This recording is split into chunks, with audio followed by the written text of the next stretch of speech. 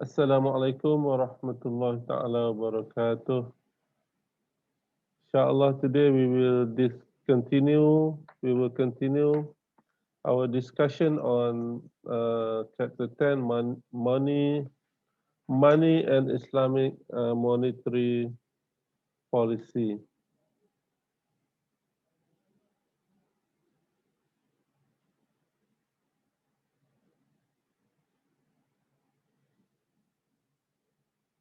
All right, can you see the screen or not?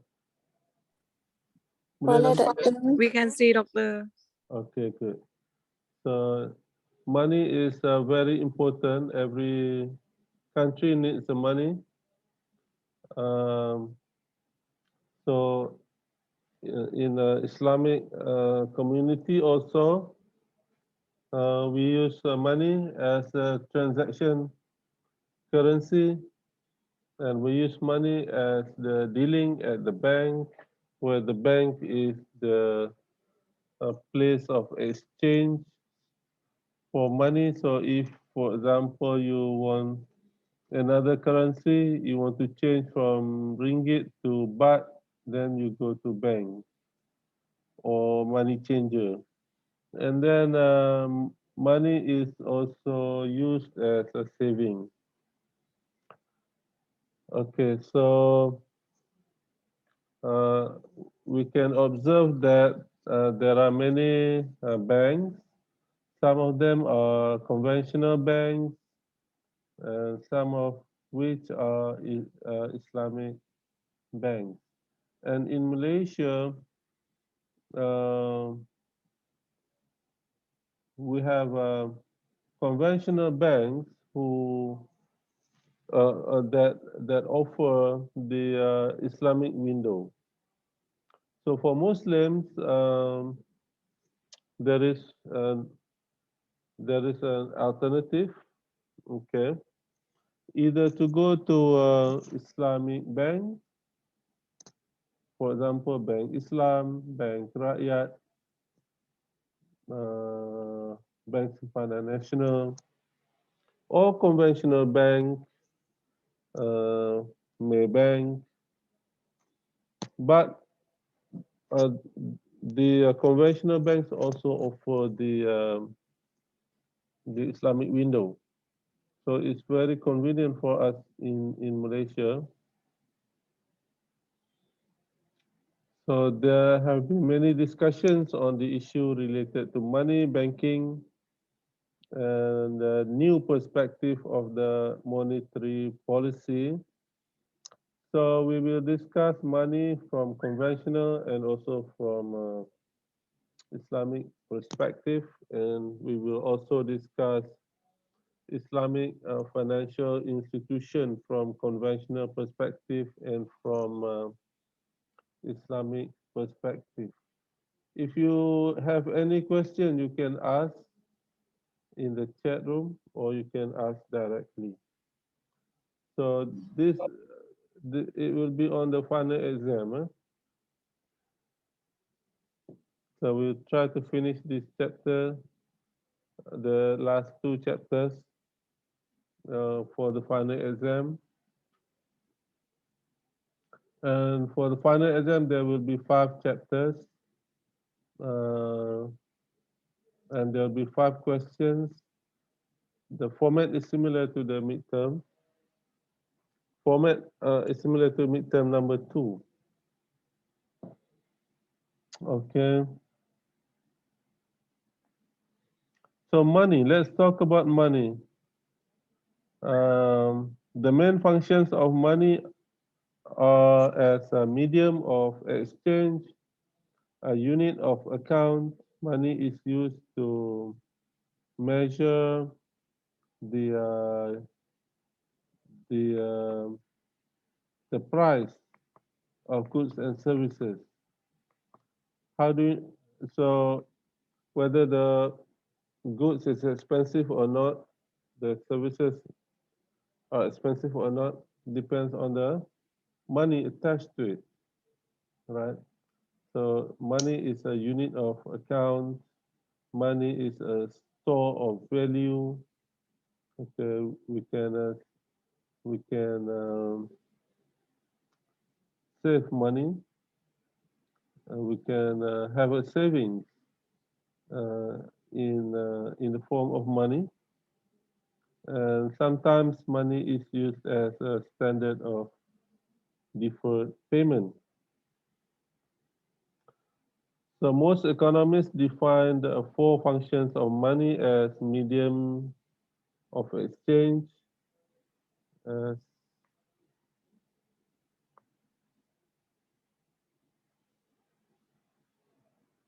as a medium of exchange, a measure of value, a store of value, and a medium of deferred payment. In Islam, um, riba is prohibited because Allah mentions in the Quran, "A'udzu billahi minasyaitonir rajim wa halallahu al-bai'a wa harrama riba." And Allah permits al-bai', exchange, and al-bai', exchange or the selling and buying, and وَحَرَّمَ riba, and Allah prohibits riba. So riba is prohibited in Islam, and in Islam also uh, there is obligatory zakat, okay, which can affect the amount of money that people save and the amount of money that people use. Money can be used for two purposes. One is to spend. Money is used for consumption, and money could be used for savings, right? So, for example, if you have 1,000, okay, you can spend some amount, maybe 900. So that is called consumption, and then you can save 100, for example. So that is called savings. So money either you spend or you save, right? Mm.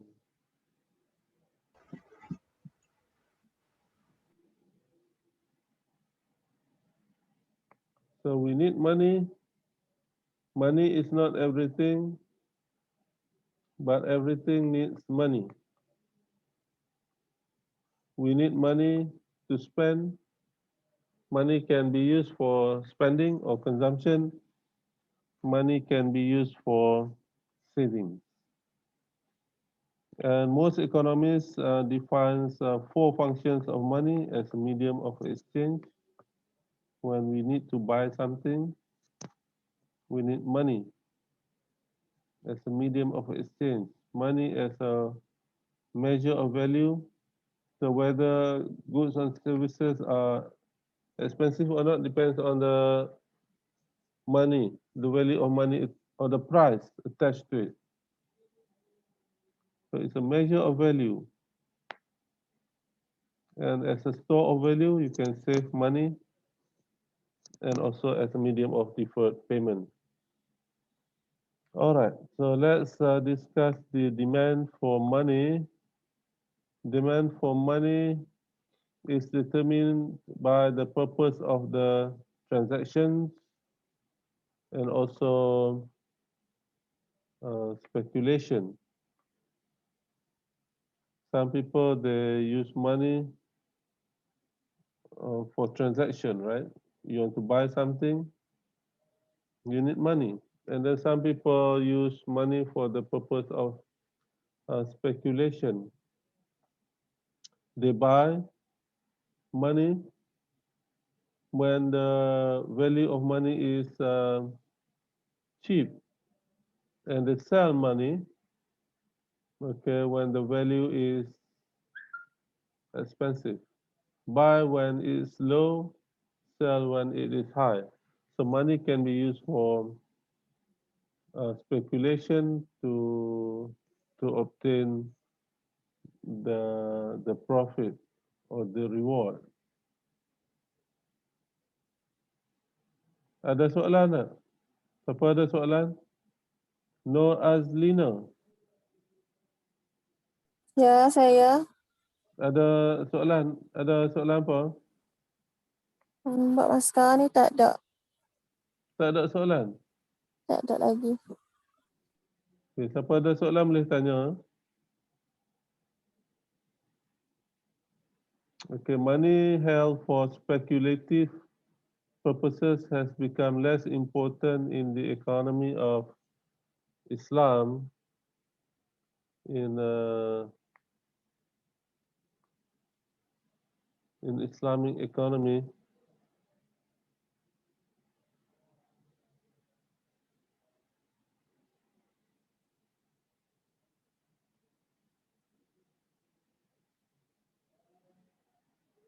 Money held for speculative purposes has become less important in Islamic economics compared to the conventional economics.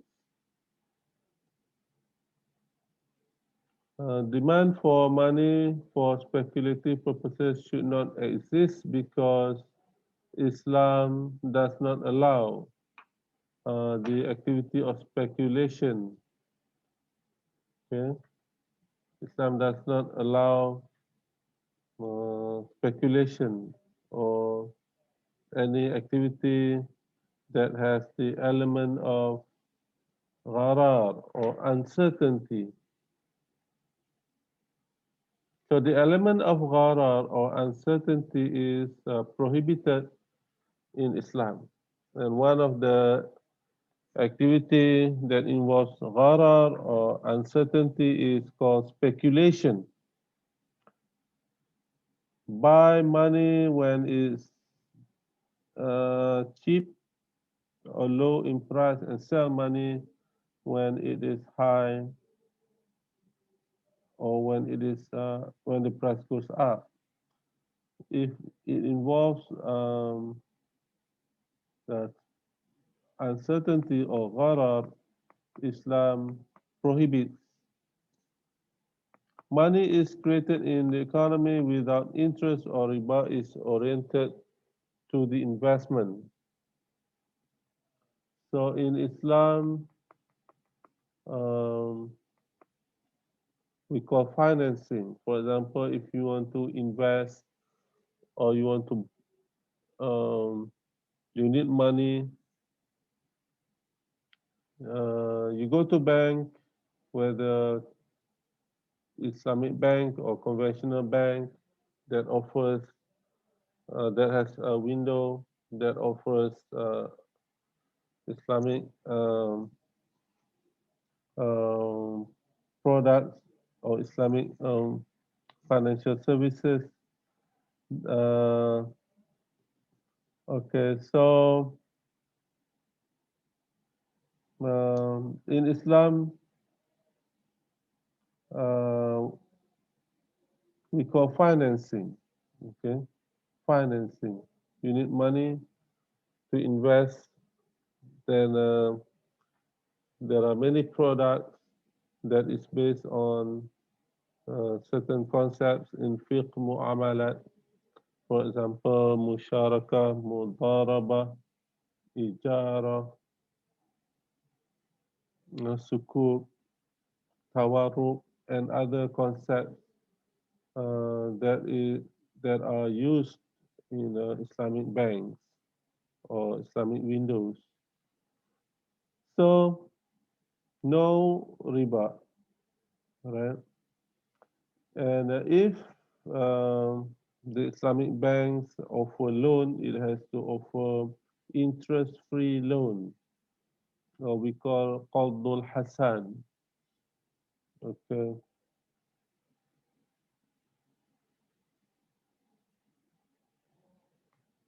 So the difference between Islamic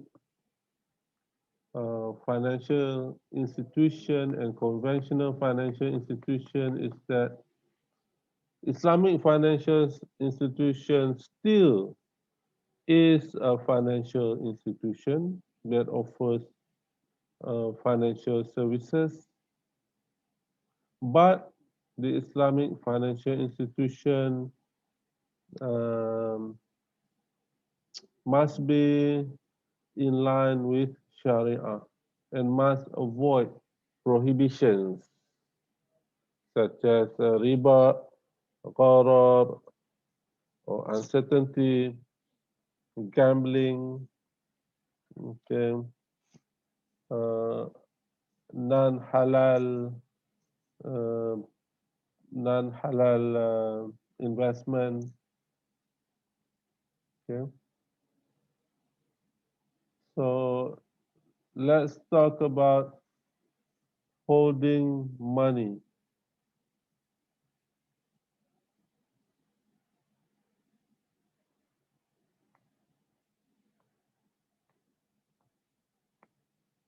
Okay, let's talk about money demand.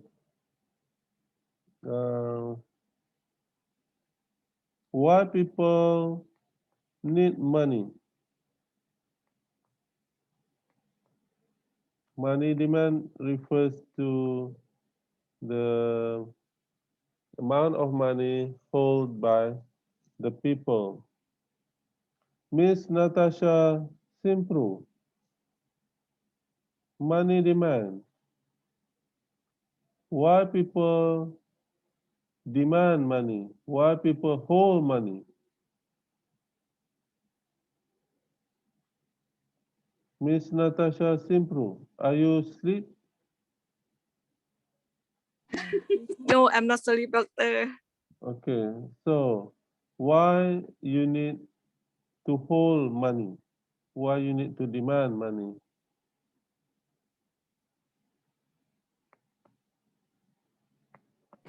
Uh, because we use to buy food, buy everything, doctor. Okay, good. You need money, you demand money for the purpose of transaction. Okay, some people you demand money for the purpose of liquidity. Money demand from a conventional perspective is different from money demand from Islamic perspective. From conventional perspective, money demand was developed based on the concept of liquidity preference. What is liquidity preference?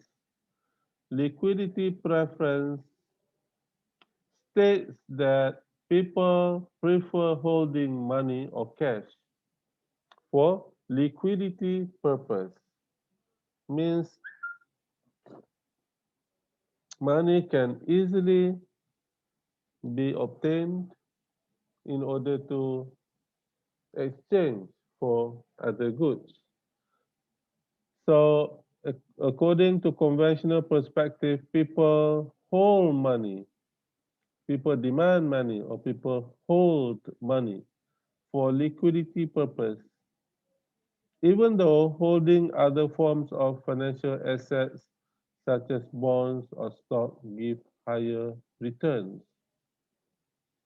People still hold money because liquidity purpose means money can easily be used to obtain or to exchange for goods and services. Also, people hold money for transaction motive. Okay, people hold money for transaction motive. Means people can use the money to exchange for goods and services that they need. And a precautionary motive. Money is also held for precautionary motive. You know, in case we are sick, then we can use money to buy medicine. We use money to go to hospital, or some precautionary motive. You know, in case we are sick, in case something bad happen in the future, okay, in case we want to do something in the future, okay, we want to get married, so there is precautionary motive. So people hold money also for precautionary motive, and also for speculative motive, like I mentioned before. People buy other forms of currency when it is cheaper and sell it when the price goes up. Islam permits the transaction motive. Okay? So money can be used to exchange for other goods and services. And for precautionary motive, money can be kept for precautionary purpose. For example, you need to save money in case you are sick later, in case you need the money in the future, in case the children wants to go to get higher education.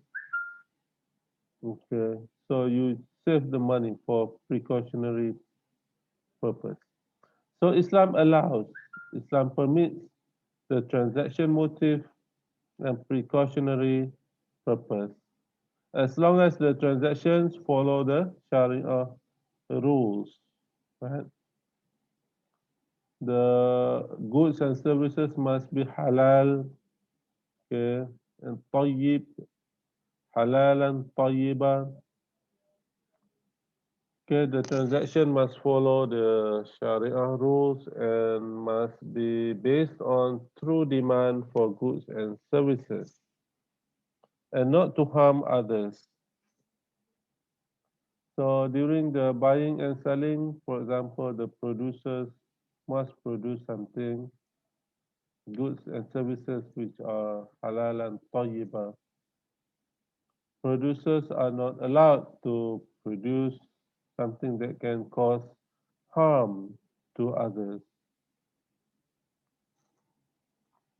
And there is no excessive trading, both transactions, because Islam prohibits um, excessive consumption. Consumption must be um, in modest consumption. Perbelanjaan mesti berhemah, jangan boros, okay? Jangan membazir. Only buy goods that you need. Okay? Islam prohibits pembaziran. So excessive trading is not permitted in Islam. So Islam permits transaction motive and precautionary motive. What about the speculative motive? When people buy money in the foreign exchange, right? People buy money in forex. They buy money when it's low and sell money when it's high. So there is some element of uncertainty or gharar. Is a speculative motive allowed or not in Islam? The speculative motive is questionable from Islamic perspective because it involves gaining money out of money, and also it involves gharar. It involves element of gharar. Okay.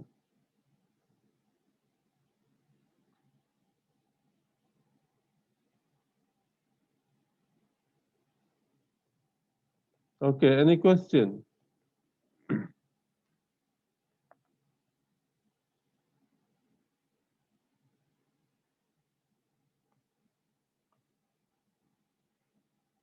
Any question? No, Aslina.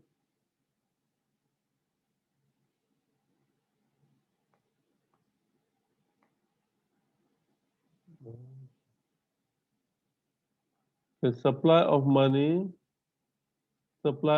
is determined by the central bank. In Malaysia, we have Bank Negara who controls the supply of money, and also supply of money also depends on the commercial banks and also the demand by the public. All right. Let's discuss a financial institution. Islamic financial institutions are revolving around the several to establish concepts that are based on the Sharia. So Islamic financial institutions, just like conventional financial institutions, they are the financial institutions. When we say financial institutions, they are the intermediaries, right? Intermediaries between the deficit unit and the surplus unit, and they offer certain financial services. So Islamic financial institutions um, is still a financial institution, but it must operate within the framework of Islam. Okay, so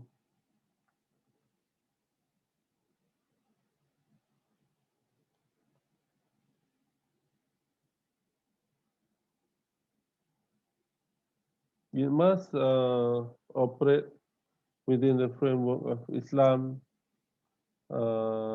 which are based on the Quran and the Sunnah.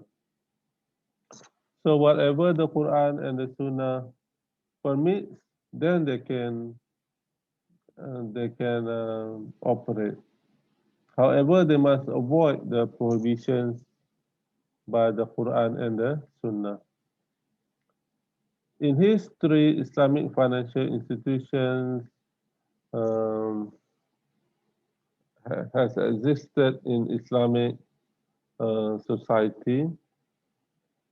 Okay. In the early days, uh, there are three financial institutions in Islam, which are Baitul Mal, Takaful, and Waqaf.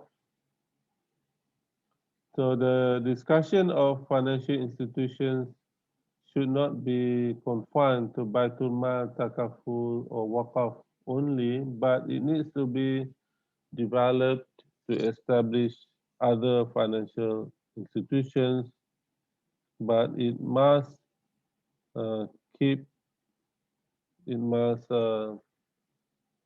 comply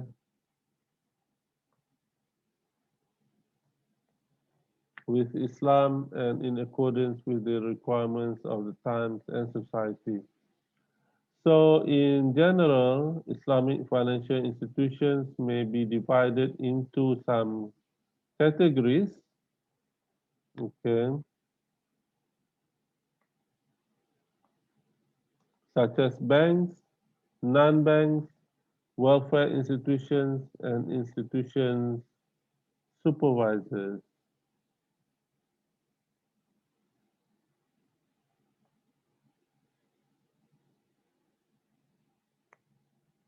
Banks. Let's talk about banks, or we call commercial bank. The commercial bank has a very important role in the financial system. Modern banks can create money by the government, producers, consumers, and more was indebted to them. However, in the process of creditors, the modern bank system prioritizes the debtor can repay the debt by the issuance of money that has been owned. But the Islamic bank system is different from the conventional bank system. Islamic bank system is in, in terms of giving and spending money to their customers and more aspects of production, which is through profit and loss sharing between the bank and the customer. So an Islamic bank is a commercial bank operating without any element of riba and without any elements of other prohibitions such as gharar, uncertainty, and maisir, gambling, and haram investment. Okay. So the idea for the bank operations for financing and profit sharing of musharakah and mudarabah have started around the 1930s or 1940s. So there has been Islamic banks with there was the idea for the bank to operate based on the concept of profit sharing using the concept of musharakah and mudarabah.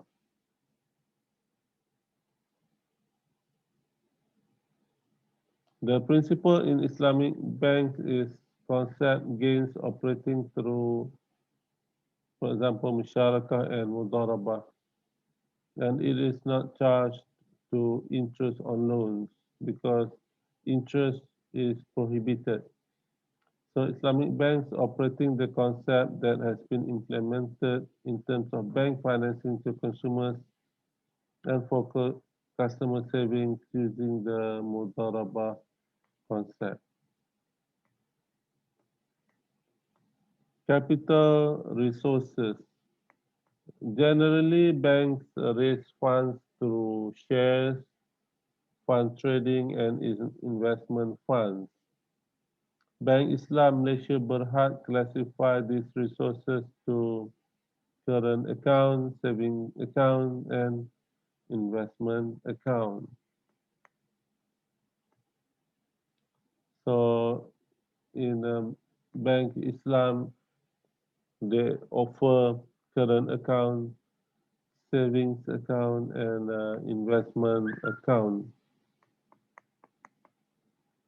In the current account, the user or the customer will not be an advantage.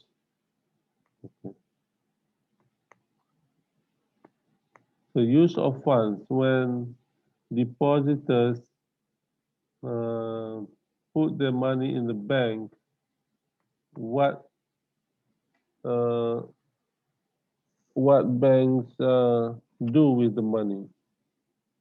The bank will use the money for some purpose. Okay, the bank save some of the money as cash reserve,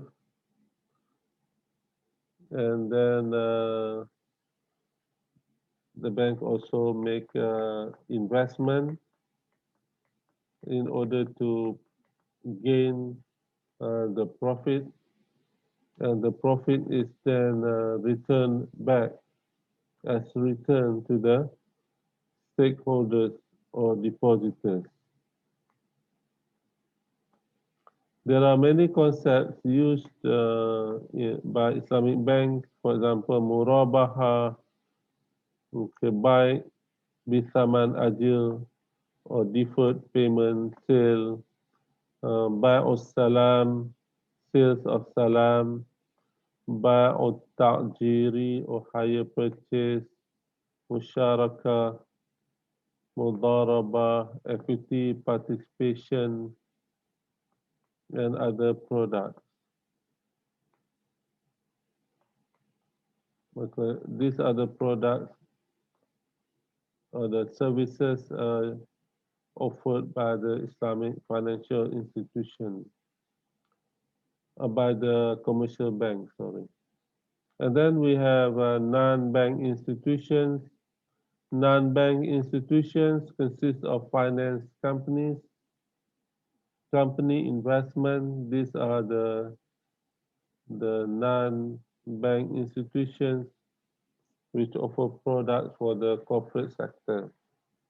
Company trust investment, company insurance, cooperatives, and savings banks. And finance, or the company finance, the fund of finance is from the sales of shares and investment fund accountant.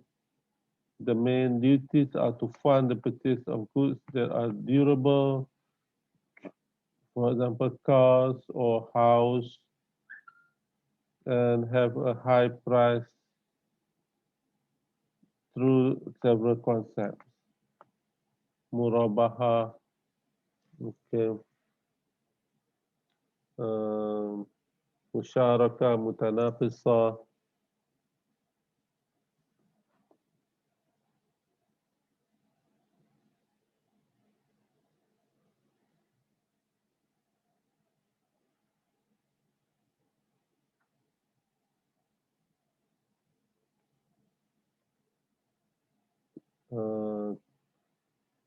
murabaha, musharaka, mutanafisa, and also tawaruk, ijara, and other concepts.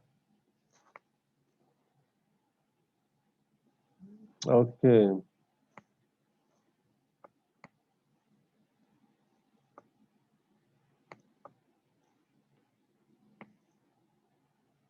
Besides non-banks, we have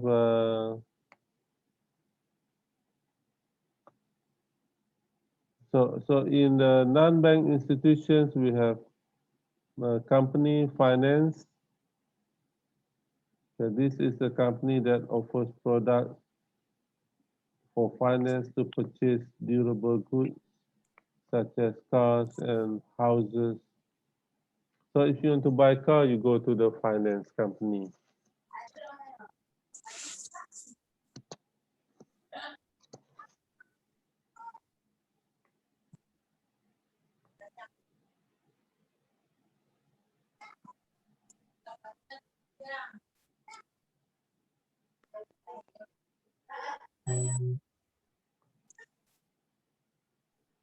Okay, any question? And then we have investment company. If you want to make a certain investment, okay, you go to the investment company.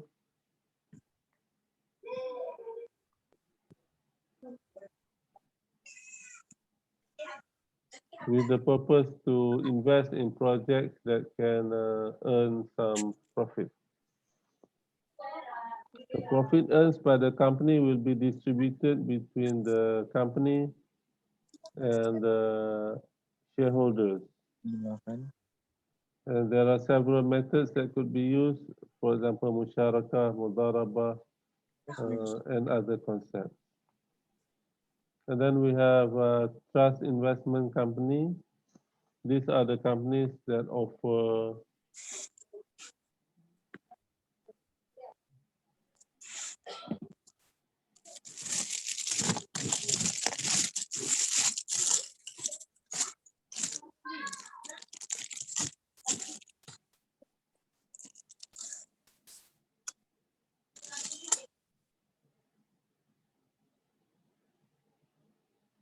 So trust investment companies, the main activities of the trust investment companies are to buy shares of the various companies involved in equity investment. And also we have cooperative, for example, Bank Rakyat is a cooperative. The cooperative concerned with the social welfare of their members, and they provide assistance and facilities to the members, and they also share or distribute dividends to the members after after gaining the profits of the investment. So when the cooperative make money out of investment, they distribute to the members the reward in terms of the dividends. And then we have company insurance. Well, in Islam, insurance is not allowed. So this is the conventional, okay, uh, conventional companies. They offer insurance, but in Islam, insurance is not allowed, and takaful is allowed. So what's the difference between insurance and takaful? Siti Rahma, what's the difference between insurance and takaful? Siapa boleh jawab ni? Nurul Akila, apa beza insurance dengan takaful? Pasal apa insurance tidak dibenarkan? Pasal apa takaful dibenarkan? Nurul Akila. Ya, Doktor. Pasal apa insurans tidak dibenarkan? Pasal apa takaful dibenarkan? Apa beza insurans dengan takaful? Tak Jawab. tahu. Ha? Tak tahu. Tak tahu lah. Ish. Nak habis dah belajar tak tahu lagi. Siapa yang tahu ni? Nur Syafiqah. Apa beza insurans dengan takaful? Pasal apa insurans dibenarkan dan pasal apa insurans tidak dibenarkan, dan sebab apa takaful dibenarkan dalam Islam? Nur Syafiqah.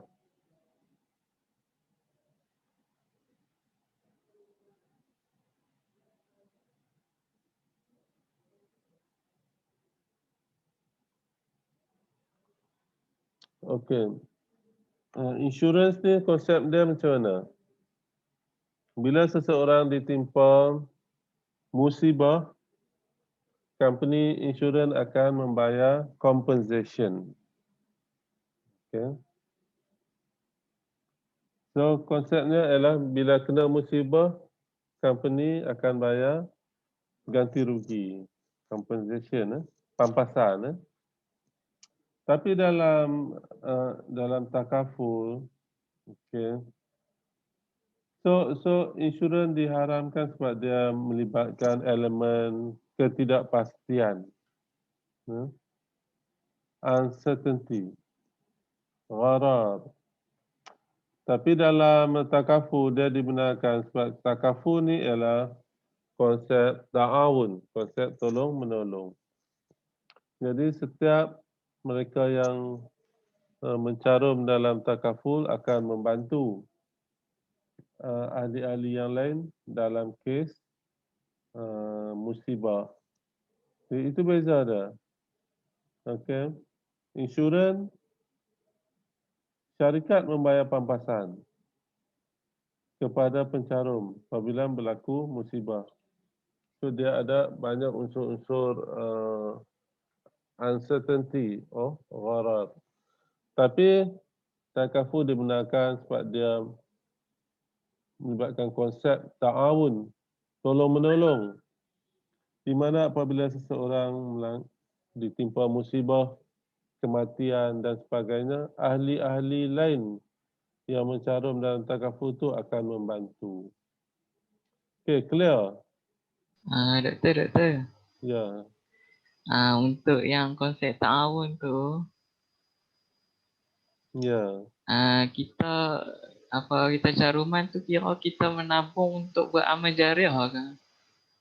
Ya. Dia ada satu tabung. Tabung di mana kalau kita membeli takaful kan, dan dia akan masuk dalam satu tabung. Tabung ta'awun. Bukan tabung amal jariah. Tabung ta'awun. Oh. Dia macam konsep khairat kematian lah. Dalam khairat kematian, bila berlaku kematian, orang lain tu tiap-tiap tahun mencarum. Jadi guna duit itulah untuk bantu siapa yang kematian. Jadi takaful pun konsep yang sama lah. Semua orang bayar secara bulanan dan duit tu disimpan lah. Okay, disimpan. Jadi konsepnya bila berlaku musibah kan, kematian ke, kemalangan ke, apa-apa musibah yang di-cover oleh takaful tu. Jadi setiap orang tu kena bila membeli takaful, dia dah buat akad dah bahawa wang tu boleh digunakan untuk membantu pihak yang ditimpa musibah kan. Jadi konsepnya ialah dari segi konsep lah, duit bila kita beli takaful tu, kita niat kata kalau kalau seseorang ditimpa musibah, maksudnya pencarum lain lah, bukan siapa sajalah. Pencarum lain ditimpa musibah, kita niatkan duit sumbangan kita tu bantu dia lah. Okay. Begitulah konsep takaful. Tapi takaful dia cari keuntungan tak doktor? Bagus soalan tu. Malangnya, mungkin ni cerita dia. Disebabkan takaful tu di-offer oleh takaful companies kan.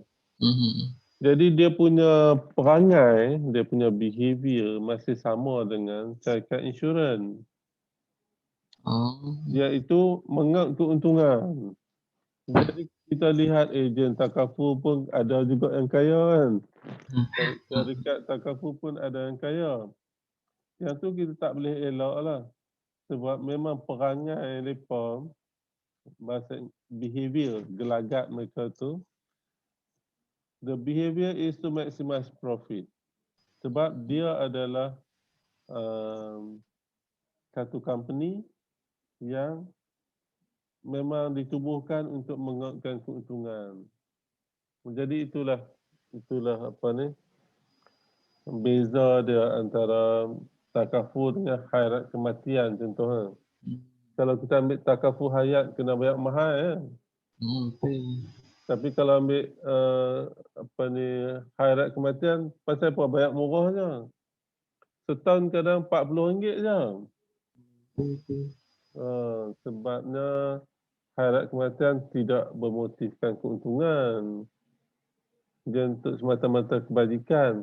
Tapi insurance company, termasuk juga takaful company, dia punya matlamatnya ialah untuk profit maximization. Jadi tak boleh elak lah. Dan saya tak menafikan lah bahawa insurance company termasuk juga takaful company memang bermotifkan keuntungan. Okey, faham. Okey. Kemudian agency of savings, ada juga agensi yang menyediakan perkhidmatan untuk kita menyimpan savings, agency of saving ni, kamu tak payah pergi lah, no? Kamu pergi nak menyimpan dekat savings agency kan. Contohnya apa nah? Ada lah, saya lupa nama. Yang savings agency, kita tak payah pergi lah, no? Sebab tak silap saya, minimum savingnya ialah 5 juta. Jadi kamu tak salah pergi, no? Ini savings untuk korporat, untuk company yang besar lah. Okay, and then we have welfare institutions. Welfare institutions concerned with benefits and welfare. And then we have retirement fund. Di Malaysia kita ada EPF, Employee Provident Fund, ataupun kumpulan wang simpanan pekerja, KWSP. And then we have pawn shop, kedai apa ni, pajak gadai. So conventional membolehkan konsep pawn shop, pajak gadai, tapi dalam Islam pajak gadai diharamkan sebab melibatkan interest. Yang dibenarkan ialah ar-rahnu. Okay, so kita move on. Authority agency, or we call supervisors. Dalam in Islamic economic, central bank is responsible to control, supervise all financial activities. Di Malaysia kita ada Bank Negara Malaysia lah yang mengawal dan supervise semua aktiviti kewangan. Tujuannya ialah untuk memastikan bahawa financial system works efficiently and also meet the requirement of Sharia. So central bank is also responsible to control the supply of money. Okay. Baitul Mal, a supervisor to the economic cycle, same as central bank. The difference between Baitul Mal and central bank is the Baitul Mal role in the fiscal system and the central bank for financial supervision. So in the early days of Islamic government, Baitul Mal had the responsibility to control or to collect zakat, jizya, and other government revenue, and the government redistribute zakat and use the fund from Baitul Mal for the benefit of the people. Khalifah Osman Al-Affan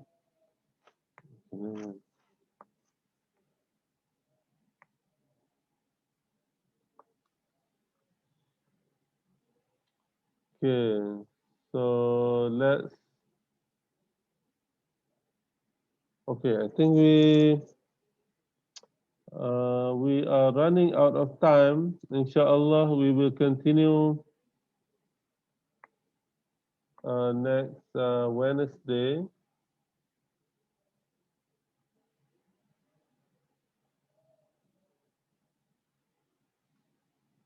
With the theory of money, and also, inshallah, we will discuss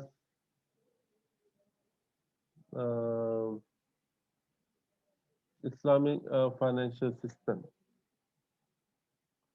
So that's all the class for today. Is there any question before we end our class? If there is no question, okay, that's all the class. Thank you, everybody. Assalamualaikum warahmatullahi taala wabarakatuh.